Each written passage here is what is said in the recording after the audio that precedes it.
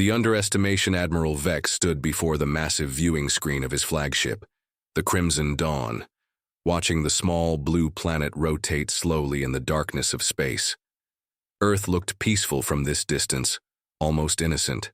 The swirling, white clouds and vast oceans reminded him of his own homeworld, before the wars had scarred it beyond recognition.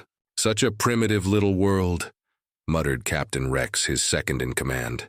The reptilian officer's scales shifted color slightly, a sign of amusement among his species. "Our scouts report they still use chemical propulsion for most of their spacecraft." Chemical, can you imagine? Vex nodded, though something nagged at him. In his 40 years of military service, he had conquered 17 worlds for the Galactic Council. None had been particularly challenging. Most surrendered once they saw the size of his fleet. The few that resisted had fallen within days. "What about their military capabilities?" Vex asked, pulling up the intelligence reports on his personal display. "Laughable," Rex replied with a dismissive wave. "They fight among themselves constantly. Their weapons are crude projectile-based systems. No energy shields, no plasma cannons, no gravitational disruptors. They still use metal bullets fired from handheld tubes." The bridge crew chuckled at this. Commander Blue, the tactical officer, brought up images of human military exercises. The footage showed soldiers running through mud, carrying heavy packs, and firing primitive rifles. Their vehicles moved on wheels instead of anti-gravity systems. "Look at this," Blue said, highlighting a particular clip. "They actually crawl on their bellies through dirt. Their armor is made of woven fabric and metal plates. It's like watching children play war games."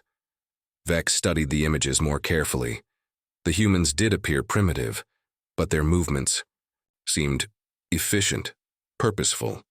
There was something about the way they coordinated their attacks that reminded him of pack hunters he'd seen on other worlds. "How many ships are we bringing to this conquest?" Vex asked. "The full Crimson Fleet, sir. 200 warships, 50,000 ground troops, complete orbital bombardment capability," Rex answered proudly. "Though honestly, we could probably take this world with a single cruiser and a few hundred soldiers." "And their population?" 8 billion, spread across 7 continents. Most live in large cities that would be easy to target from orbit. Once we destroy a few of their major population centers, the rest will surrender quickly enough. Vex had heard this confidence before, though usually the numbers weren't quite so lopsided. 8 billion beings was a substantial population, even for primitive ones. But the reports were clear. Humanity had no space-based defenses, no energy weapons, no advanced technology worth mentioning. "Sir, we're receiving a transmission from the planet," reported the communications officer. "Already? We haven't even announced our presence yet." The officer looked confused. "That's correct, sir. They're trying to contact us directly." This was unusual. Most primitive species didn't detect their arrival until the fleet was practically on top of them. Vex gestured for the transmission to be put through. A human face appeared on the main screen. The being looked remarkably similar to several species Vex had encountered. 2 eyes, 1 nose, a mouth. The creature appeared young by human standards, with short dark hair and intelligent eyes. "Unknown vessels, this is Earth Defense Command," the human said in surprisingly clear Galactic Standard language.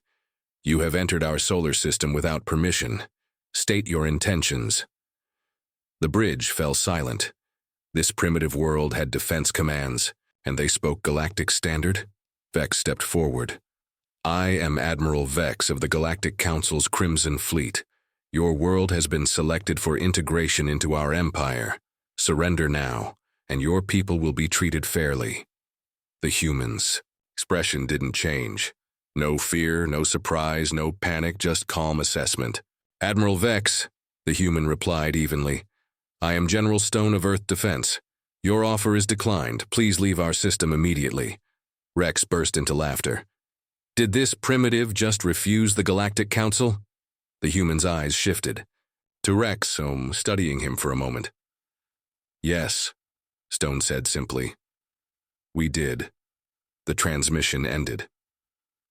Vex stared at the empty screen, feeling that nagging sensation grow stronger. In 40 years of conquest, no species had ever refused so calmly, so confidently. Usually there was pleading, negotiation, desperate offers of tribute. This felt different. "Begin standard bombardment procedures," Vex ordered, pushing aside his doubts. "Target their military installations first. Once they see our firepower, they'll reconsider." But as the fleet moved into attack formation, Vex couldn't shake the feeling that they had just made a terrible mistake. First blood, the first wave of Crimson Fleet bombardment ships descended through Earth's atmosphere like falling stars. Admiral Vex watched from orbit as his forces targeted what appeared to be major military installations across the planet's surface. The energy beams struck their targets with precision, creating massive explosions that lit up the night side of the planet. "Direct hits on all primary targets," reported Commander Blue. "Their main military bases are destroyed. We should be receiving surrender signals within the hour." But the hour passed with no surrender. Instead, something unexpected happened. "Sir," the communications officer called out, his voice tight with confusion. "I'm detecting massive energy signatures from the planet's surface. Multiple launch sites are coming online." "Launch sites?" Vex frowned. "Our intelligence showed no missile silos or launch facilities." "That's correct, sir. These signatures are coming from locations that appeared to be farms, shopping centers, residential areas. On the main screen, dozens of bright flashes erupted across Earth's surface. Within moments, the first wave of human missiles broke through the atmosphere.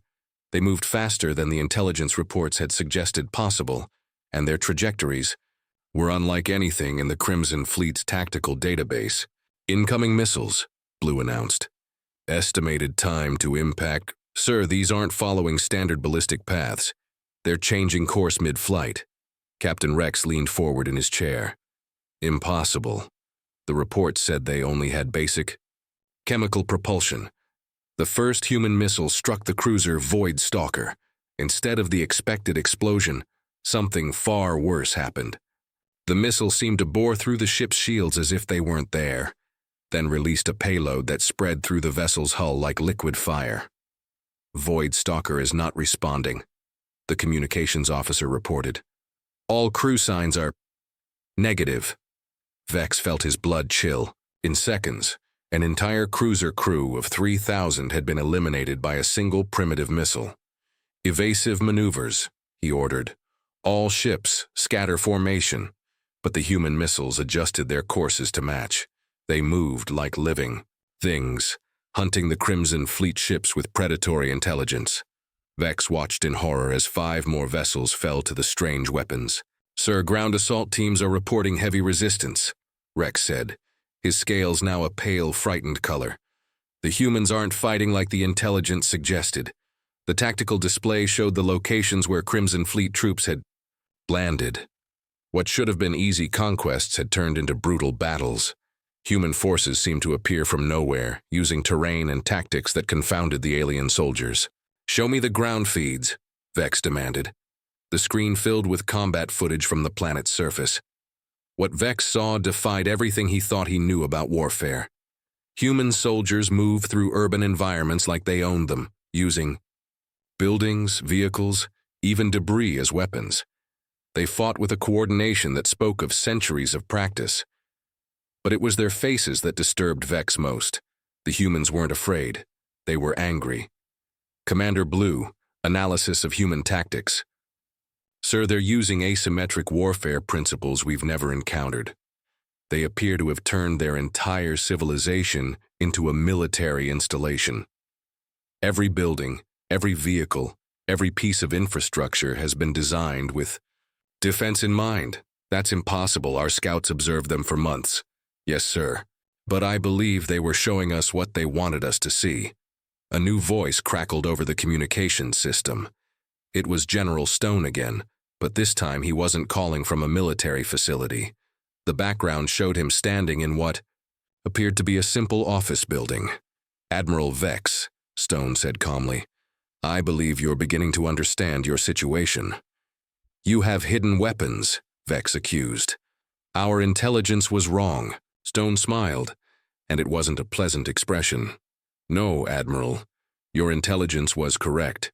We do use chemical propulsion, projectile weapons, and basic metallurgy. We just use them very, very well." "Impossible. Your missiles penetrated our shields. Kinetic penetrators with delayed chemical payloads. Nothing exotic about them.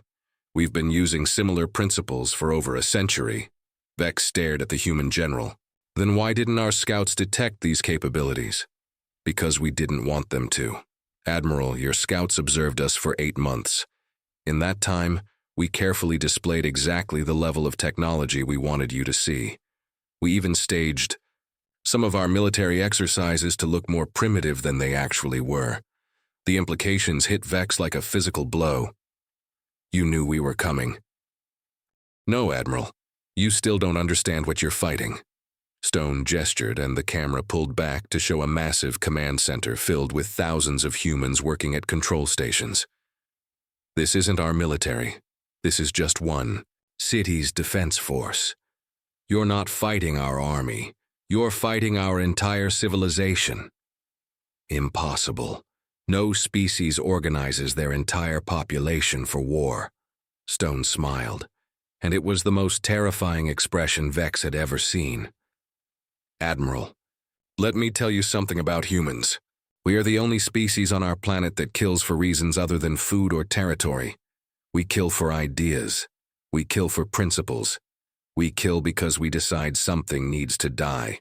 The screen split, showing footage from across Earth's surface. Human civilians, people Vex had assumed were non-combatants, were manning weapon systems, coordinating attacks, and providing logistical support for the military forces. "Every human above the age of 16 has basic combat training," Stone continued. "Every human settlement is designed to be defensible. Every human factory can produce weapons within hours of switching production lines. You didn't invade a planet, Admiral. You invaded a fortress inhabited by 8 billion soldiers." Commander Blue's hands were shaking as he read his instruments. "Sir, the power buildup is reaching critical levels. Whatever they're planning, it's almost ready." "You want to know what makes humans different from every other species you've conquered?" Stone asked. "It's not our technology or our tactics. It's that we don't fight to win. We fight to make sure our enemies never threaten us again." "What does that mean?" "It means, Admiral, that we don't take prisoners from species that threaten our children, and we don't let threats escape to return later with reinforcements." The implications hit Vex like a physical blow. "You're not planning to accept our surrender."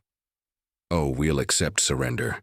From the few we allow to live long enough to carry our message back to the Council." "That's genocide." Stone's eyes hardened. "No, Admiral, genocide is what you plan to do to humanity. This is justice." The tactical display suddenly lit up with energy readings unlike anything Vex had ever seen. Weapons platforms across Earth's surface were powering up simultaneously, drawing energy from the planet's core itself. "Sir, we need to run," Rex whispered. "Now!" Vex opened a fleet-wide channel. "All ships, immediate retreat. Maximum burn, exit the system." But as his ships attempted to leave Earth's gravity well, they discovered something horrifying. The space around Earth was filled with human minds, satellites, and weapons platforms that had been invisible until they activated. The humans had turned their entire solar system into a trap. "Admiral," Stone's voice carried a note of finality, "you came to Earth believing we were weak because we appeared primitive. You never stopped to ask why a species would appear primitive, while possessing the technology to monitor your communications across interstellar distances. Why?" Vex asked, though he already knew the answer would terrify him. "Because the most dangerous prey is the kind that pretends to be helpless until the predator commits to the attack. Admiral, welcome to the top of Earth's food chain." The planet-wide weapon system fired. The energy beam that lanced up from Earth's surface was wider than Vex's flagship and hot enough to vaporize matter at the atomic level. It swept across his fleet like a scythe, cutting through shields and armor as if they were made of paper. In 30 seconds, the Crimson Fleet ceased to exist. Vex found himself floating in an escape pod, one of perhaps a dozen survivors from his entire fleet. Through the pod's viewport, He could see the debris field that had once been 200 of the galaxy's most advanced warships. A human voice crackled over his pod's communication system. "This is Captain Blake of the Earth Defense Force. You have been selected to carry a message back to the Galactic Council. Your pod has been programmed with course data that will take you home. When you arrive, you will tell them exactly what happened here." "What message?" Vex whispered. "Tell them that Earth is not to be contacted again. Tell them that any species that threatens humanity will face the same fate as your fleet. And tell them that the next time anyone comes to our system with hostile intent, we won't bother sending survivors home." Vex's pod automatically engaged its engines, carrying him away from Earth at maximum speed. Behind him, the small blue planet continued to rotate peacefully in space, looking as innocent and primitive as it had when he'd first arrived. But now he knew the truth. Earth wasn't a world of prey animals. It was a world of apex predators pretending to be sheep. The message 3 months later, Admiral Vex stood before the assembled Galactic Council in the Great Chamber on Nexus Prime. His once proud uniform hung loose on his diminished frame, and his eyes held the hollow look of someone who had seen the impossible become reality. The 12 species that made up the council sat in their traditional circular arrangement, their expressions ranging from skepticism to outright disbelief. Councillor Thane, representing the dominant Altarian Empire, leaned forward with barely concealed irritation. "Admiral, your report is difficult to accept," Thane said carefully. "You claim that a primitive species destroyed the entire Crimson Fleet using weapons that our intelligence networks never detected." "Not primitive," Vex corrected, his voice barely above a whisper. "They wanted us to think they were primitive. Everything they showed us, everything our scouts observed, it was all carefully orchestrated deception." Councillor Zeph of the Hegemony spoke next, his crystalline form shimmering with disbelief. "You expect us to believe that these humans have technology superior to our own, yet they live in crude metal cities and use chemical-based transportation." "They use whatever serves their purpose," Vex replied. "Their cities aren't crude. They're camouflaged military installations. Their chemical transportation systems are efficient and deliberately visible to make observers underestimate their capabilities. Every aspect of their civilization is designed around one principle: survival through deception." "Show us the recordings," demanded Councillor Vell, her insectoid features clicking with impatience. Vex activated the holographic display, showing the few battle recordings that had survived the destruction of his fleet. The Council watched in stunned silence as human weapons tore through Galactic Council technology like it was made of paper. "This is impossible," Thane muttered. "Our shields can withstand direct stellar impacts. Their weapons don't overwhelm the shields," Vex explained. "They bypass them entirely. They've studied our technology for decades and found weaknesses we never knew existed." The recording showed the moment when Earth's planetary defense system had fired the massive energy beam that had eliminated most of his fleet in a single strike. "Where did they get the power for such a weapon?" asked Councillor Drack, his reptilian eyes wide with shock. "They tapped into their planet's core. They turned their entire world into a weapon." Vex paused, remembering General Stone's final words. "But that's not the worst part." "What could be worse than this?" Thane demanded. "They enjoyed it." Vex's voice carried a note of horror that silenced the chamber. "They didn't fight us out of desperation or fear. They fought us because they wanted to, because they had been preparing for this fight their entire lives." Councillor Erin, eldest of the council members, spoke for the first time. "What message did they send?" Vex straightened, forcing himself to deliver the words exactly as he had received them. "Earth is not to be contacted again. Any species that threatens humanity will face the same fate as the Crimson Fleet. And the next time anyone comes to their system with hostile intent, they won't bother sending survivors home." The chamber fell into complete silence. For over 1,000 years, the Galactic Council had expanded through conquest, absorbing primitive worlds and their populations. The concept of a species that could not only resist but completely destroy their most powerful fleet was beyond their comprehension. Recommendations? Thane asked quietly. Mark their system as forbidden, Vex said immediately. Broadcast warnings to all member species. Update all navigation charts to show Earth as a no-travel zone. That would be admitting defeat to a single primitive world, Counselor Zeph protested. They're not primitive, Vex snapped, his composure finally cracking. Don't you understand? They've been watching us for decades. They know our language, our culture, our military strategies. They know the location of every council world, the specifications of every ship class, the weaknesses of every species in our empire. You're suggesting they could threaten the entire council? Erin asked. I'm suggesting they already have. Vex pulled up another holographic display.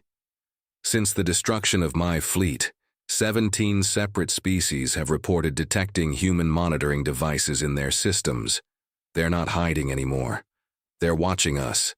The council members exchanged worried glances. The implications were staggering. If humanity could detect and monitor council activities across multiple star systems, their capabilities were far beyond anything previously encountered. There's something else, Vex continued. During my escape, my pod's sensors detected human spacecraft at the edge of their solar system. They weren't running from us, they were hurting us. They wanted survivors to escape and bring back this message. Why would they want survivors? Thane asked. We've known about the Galactic Council for 40 years, Admiral. We've been monitoring your communications, studying your tactics, preparing for this day. 40 years. Did you really think a species that had developed radio communications wouldn't eventually build radio telescopes? We've been listening to your Empire's broadcasts since the 1980s. We know your language, your culture, your military strategies. Commander Blue pulled up a new tactical display. Sir, more human vessels are emerging from the planet's surface. They were hidden underground. Vex watched as what appeared to be entire mountains opened up, revealing massive spacecraft. They looked crude compared to Crimson Fleet vessels, but they moved with purpose and coordination that spoke of careful planning. Admiral, Stone continued, you made the same mistake that overconfident predators have made on Earth for millions of years. You assumed that because we looked weak, we actually were weak. We still outnumber you, Vex said desperately. Stone's smile widened. Admiral, you brought 200 ships to fight 8 billion humans. We've been preparing for this fight our entire lives. Every human child learns military tactics in their schools. Every adult has basic combat training. Every city is a fortress. That's barbaric. No, Admiral, that's survival. The communication ended, leaving Vex staring at a tactical display that showed his fleet slowly being picked apart by an enemy that shouldn't have been able to threaten a single one of his ships. For the first time in his career, Admiral Vex began to wonder if his fleet would survive the day. The Trap Springs Admiral Vex stared at the tactical display in growing horror. What had begun as a routine conquest was rapidly becoming the worst military disaster in Galactic Council history. Half his fleet was either destroyed or severely damaged, and the humans showed no signs of slowing their assault. Sir, we're receiving priority transmissions from multiple sources, the communications officer announced. The Galactic Council is demanding status updates. They're confused about why we haven't reported victory yet. Vex almost laughed. Victory? They were lucky to still be alive. Patch me through to Council Command. The familiar blue-skinned face of Counselor Thane appeared on the screen. Behind him, other council members looked on with expressions of mild curiosity. Admiral Vex, we expected your conquest report hours ago. What is the delay? Counselor, the humans are more capable than our intelligence suggested. They've been hiding their true military strength. Thane's expression shifted to one of amusement. Admiral, you command the Crimson Fleet, 200 warships against primitive beings who fight with metal projectiles. Surely you're not suggesting the transmission cut off as another human missile struck the communications array. When the signal restored, Thane's face had gone pale. What was that explosion? That was a human weapon striking my flagship, Counselor. We are not dealing with primitives. Captain Rex approached with a datapad, his scales now permanently locked in fear white. Sir, intelligence is reporting something impossible. What now? The humans have been broadcasting false signals into space for decades. Every communication they sent, every bit of technological data our scouts collected, it was all carefully crafted disinformation. Vex felt his heart sink. Explain. They have a global communications network that's been operational for over 50 years. They've been coordinating worldwide military strategies in real time since before we first detected their civilization.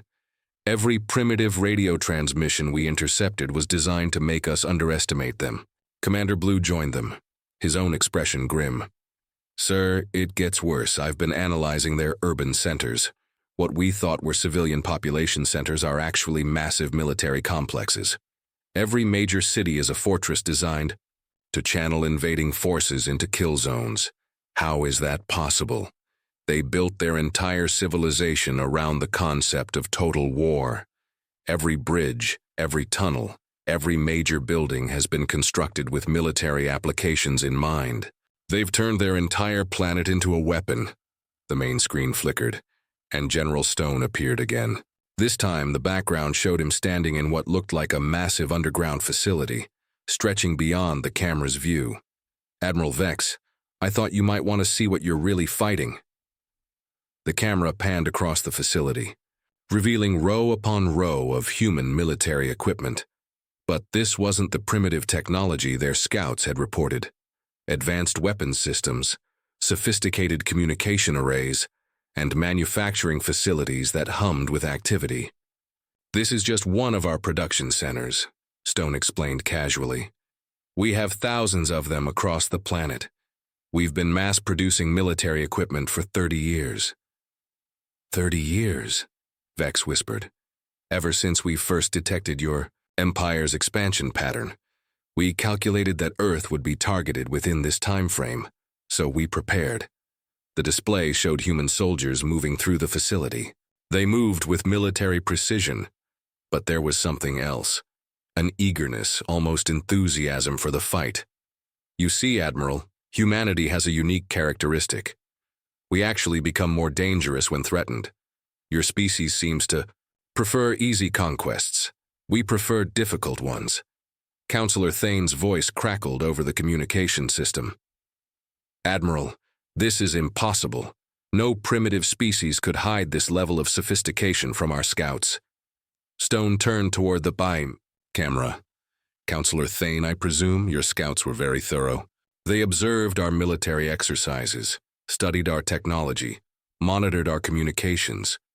They just never realized we were performing for them. Performing, Thane demanded. Every piece of data your scouts collected was carefully staged. We've been studying your intelligence-gathering methods for decades. We know exactly what you look for when evaluating a potential target. Commander Blue ran a quick analysis. Sir, if they've been monitoring our communications for 40 years, they know everything, Vex finished. Our battle tactics, our ship, designs, our weapons capabilities. They've been preparing specifically to fight us. Stone nodded approvingly. Very good, Admiral. Yes, we know exactly how your ships are constructed, how your weapons work, and most importantly, how your military thinks. You fight like a species that's used to easy victories. We fight like a species that's never had an easy day. What do you want? Vex asked desperately. Want? Admiral, you came to our world with the intention of conquering 8 billion human beings. You threatened our families, our children, our entire civilization. What we want is very simple. The camera zoomed in on Stone's face, and Vex saw something there that made his blood freeze. It wasn't anger anymore. It was the cold, calculating expression of a predator that had cornered its prey. We want you to understand that Earth is not a world you conquer. Earth is a world that conquers you. The transmission ended, leaving the bridge in stunned silence. Sir, Rex said quietly, long-range sensors are detecting massive energy signatures from across the planet. Whatever they're preparing to do next, it's big. Vex looked at his tactical display. His fleet was trapped in Earth's gravity well, surrounded by human forces that had turned out to be far more dangerous than anyone had imagined. The reinforcements he'd called for wouldn't arrive for days. For the first time in his military career, Admiral Vex began to prepare for defeat. But as he would soon learn, defeat was not what the humans had in mind. They had something much worse planned. No mercy, the end began at 1432 Earth Standard Time. Admiral Vex watched his tactical display as every human military installation on the planet activated simultaneously. Energy signatures erupted from locations his scouts had marked as hospitals, schools, and shopping centers. The entire planet had become a weapon pointed directly at his fleet. "Sir, massive power buildup detected across all continents." "Commander," Blue reported, his voice tight with fear. "Whatever they're preparing, it's drawing power from their entire planetary grid." Captain Rex stumbled over to Vex's command chair. Half his scales had fallen out from stress, leaving patches of raw skin exposed. "Admiral, we need to retreat, now, while we still can." "Retreat?" Vex stared at him. "We have the most powerful fleet in the galaxy." "Had," Rex corrected. "We had the most powerful fleet. Look around you." Vex did look. Of his original 200 ships, fewer than 60 remained operational. The humans had been systematically destroying his forces for 6 hours straight, using weapons that shouldn't have existed and tactics that defied everything he knew about warfare. "Sir, incoming transmission from the planet." "The communications," officer announced. General Stone appeared on the screen again, but something had changed. The human no longer looked calm and professional. Now he looked like what he truly was, a warrior preparing to end a fight. "Admiral Vex, this is your final warning. Surrender now, and we will allow 10% of your forces to leave alive to carry a message back to your council." 10%? Vex felt his rage building. "You dare dictate terms to the Galactic Council?" Stone's expression didn't change. "Admiral, I'm not dictating terms. I'm offering mercy. It's an offer we won't make again. We still outnumber your entire military." Because dead messengers can't deliver warnings, they wanted the Council to know exactly what would happen to anyone who threatens Earth. Councillor Erin stood slowly, his ancient frame creaking with age. "In my lifetime, the Council has conquered over 300 worlds. We have never encountered resistance that we could not overcome with sufficient force." "This is different," Vex said. "Humans don't fight like any species we've encountered. They don't fight to survive. They fight to win, and they define winning as ensuring their enemies never threaten them again." "Motion to classify Earth as a Class X restricted system," Erin announced formally. "All Council species are hereby forbidden from entering human space. Any violations will result in immediate expulsion from the Council." The vote was unanimous. As the Council session ended and the members dispersed to carry the warning to their respective species, Vex remained in the chamber. Through the great viewing windows, he could see the stars that mark the edge of known space. Somewhere out there, on a small blue planet, 8 billion humans were going about their daily lives. To any observer, they would appear primitive, harmless, focused on their internal conflicts and simple pleasures. But now Vex knew the truth. Humanity had turned their entire civilization into a weapon, and they were watching the galaxy with the patient eyes of apex predators. The Council had learned a hard lesson. The most dangerous species in the galaxy was the one that looked harmless until you tried to harm it. Earth would remain untouched, its secrets safe, its people free to continue their masquerade of primitiveness. And in the depths of space, other aggressive species would receive the message that had cost the Crimson Fleet everything to deliver. Stay away from the small blue planet. The humans are not what they seem. The Aniko